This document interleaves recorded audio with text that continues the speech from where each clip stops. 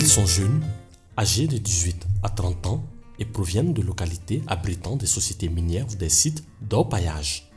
Dans un environnement où leurs camarades ne jurent que pour l'activité minière, représentant près de 95% du mouvement économique dans leur localité, ces jeunes ont décidé d'emprunter un autre chemin, celui de l'entrepreneuriat agricole. À la base de leur choix, une initiative de la société minière de Loulou qui a pour vocation de préparer l'après-mine. Nous avons une vision ici à la mine, c'est vraiment la création et le partage de valeurs avec toutes nos parties prenantes. Et nous pensons aussi que les communautés riveraines font partie intégrante de notre business. Donc nous avons un peu réfléchi, on va essayer de voir qu'est-ce qu'on peut créer, quel est un pôle économique qu'on peut créer qui puisse maintenir les emplois après le départ de la mine. Donc nous avons pensé à créer une école agricole qu'on appelle le Centre Agrobusiness de Sakola, où on entend former par cycle 100 apprenants de la localité. C'est un projet gigantesque que le complexe Loulou Gounkoto a mis en place. Nous sommes très ravis, très satisfaits de cet investissement à l'endroit aussi de l'agriculture, mais à l'endroit aussi de la jeunesse. Nous sommes très fiers de ces investissements-là et ces investissements-là ne seront pas peine perdue.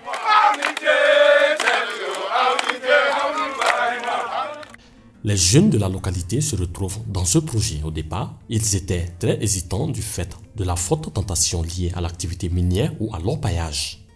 Mais aujourd'hui, ils en ont foi et se bousculent aux portes du centre de formation. Non seulement heureux de la nouvelle orientation professionnelle, les jeunes du centre croient en la valeur ajoutée du secteur agricole. Hors l'orpaillage ou hors l'immigration clandestine, il y a bien d'autres façons de vivre mieux. Ça, c'est la promotion de l'agriculture, surtout le maraîchage.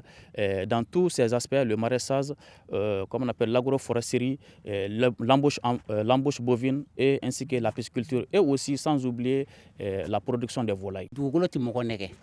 N'i ye sɛnɛ kɛ n'i ye mun kɛ dugukolo kan a b'i sɔn o de la parce que fɔlɔ la an kun bɛ sɛnɛ kɛ dugukolo kan an kun t'a ɲɛdɔn kosɛbɛ i b'a sɔrɔ nɔgɔko manqué bɛ se ka na jiko manqué bɛ se ka na bon ji limite ka kan ka kɛ sɛnɛfɛn kɔrɔ ka dan niveau mun na an y'o dɔn nɔgɔ ka kan ka don ka se niveau mun na an y'o dɔn place ka kan ka bɔ cogoya mun na an y'o dɔn an kɔntali donna kosɛbɛ o de y'an bange ye tunganata ma o de y'an bange ye sanu baara ma. L'investissement pour l'opérationnalisation du centre agrobusiness de Sakola et l'accompagnement des jeunes formés est évalué aujourd'hui à plus de 2 milliards de francs CFA. Les premiers produits du centre sont déjà en activité. Ils ont bénéficié de l'appui de la mine pour accéder à un prêt bancaire et un titre foncier. Aussi, leurs fermes ont toutes été dotées d'un système intégré d'adduction d'eau potable. On peut dire vraiment mine merci, mine est en demain Satogola. C'est la mine de Mbakayo au Rola, Kassato Dama, Rangol. Vraiment, on met mine fola Gabargada. Tiens, là, on peut dire Alhamdulillah. Comme à Yamala Tourmina, on peut garder Dondon Kano, Cheo Bambulo, Jonzan Beno et Globan Beno. Bon, à Jolem Yoram Natanto, c'est un peu fait à la Kabado Kano. Bon, gagne, est-ce que un peu remenantina Claolare? C'est Chamambora aller là. Et aller demain quelque chose. Ces deux jeunes, Souleymane Sissoko et Modibo Numonko, font partie de la première cohorte du centre de formation. Avec l'appui technique et financier de la mine, ils ont lancé leur propre business et représentent aujourd'hui un modèle de réussite pour de nombreux jeunes de la localité. Grande est notre joie de voir que ces jeunes-là commencent maintenant à prendre leur envol et qui ont même déjà commencé à payer leur crédit. Et nous n'attendons pas à nous arrêter là. Nous sommes tous conscients que la mine elle a une durée de vie, mais vraiment ce qui est important, c'est de laisser une trace, un héritage aux communautés et aux pays dans lesquels nous opérons pour que ce ne soit pas un mauvais souvenir, mais plutôt un bon souvenir.